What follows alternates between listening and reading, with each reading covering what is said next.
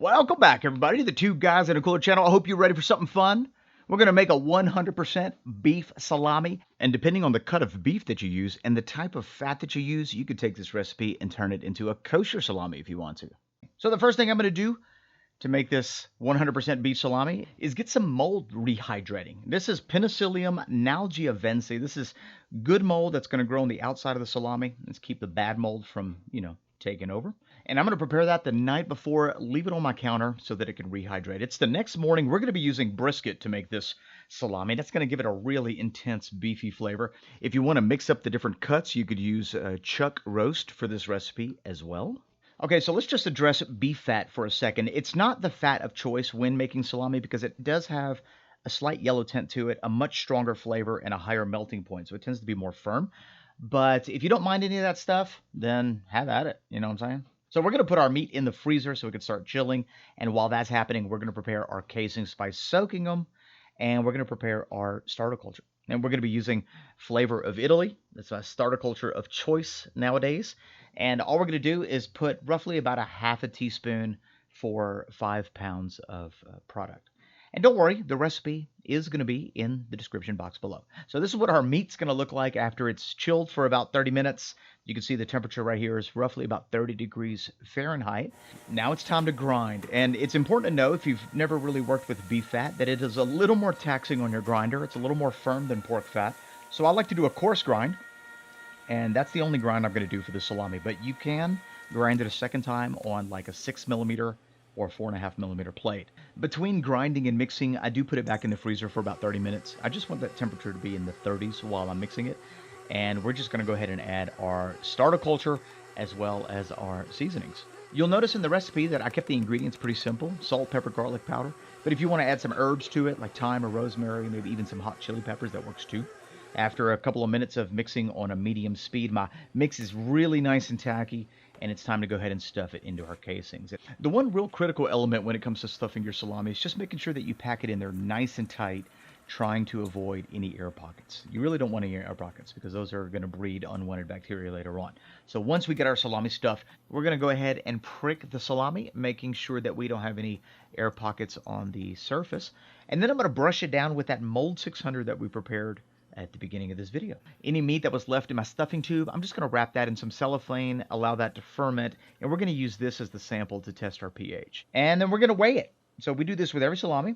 We're going to write the actual weight and the target weight, and I'm shooting for about a 38 to 40% weight loss. This starter culture likes to be fermented between 75 Fahrenheit and 90 Fahrenheit. I'm going to be putting it in a little fermentation chamber that I have here, but you can literally just hang this in your kitchen if the temperature in your kitchen is between 75F and 90F. So notice I've got a little tray of water.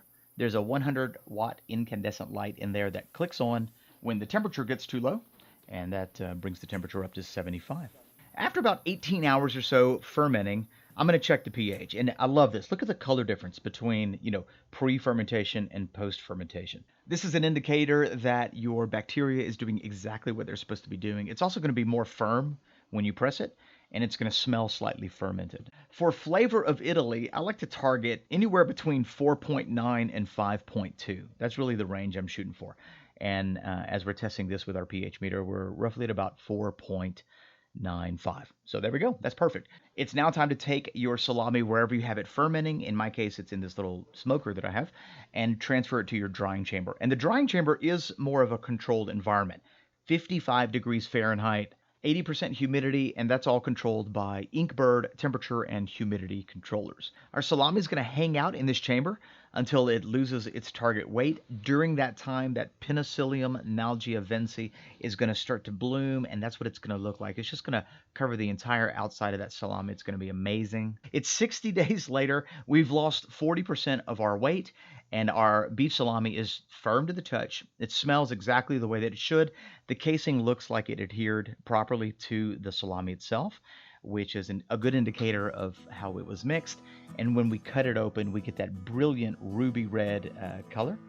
So let's go ahead and just slice it right down the center so that we can take a peek at what the center cut looks like.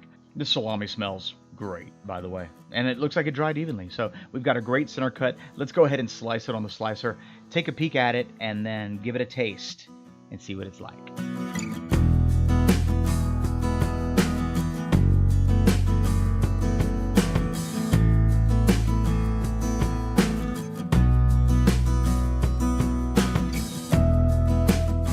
Okay, so first impressions as I'm looking over this pile of salami, the fat does have a slight yellow tint to it, and you can't really get away from that when you're dealing with beef fat, but the smell is great. The texture of the salami itself looks beautiful. It looks like it's held together really well. That means we got good protein extraction when we mixed it.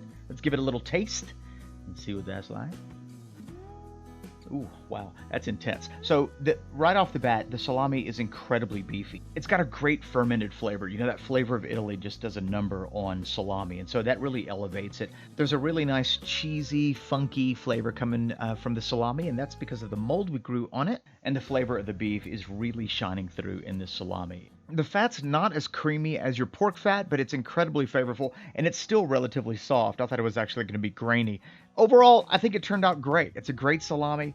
A lot of flavor, a lot of intense flavors coming from this salami, and that's how you make a 100% beef salami. Thanks for watching. If you're new, don't forget to subscribe, like, comment, share. We post new videos each week. We'll see you in the next one.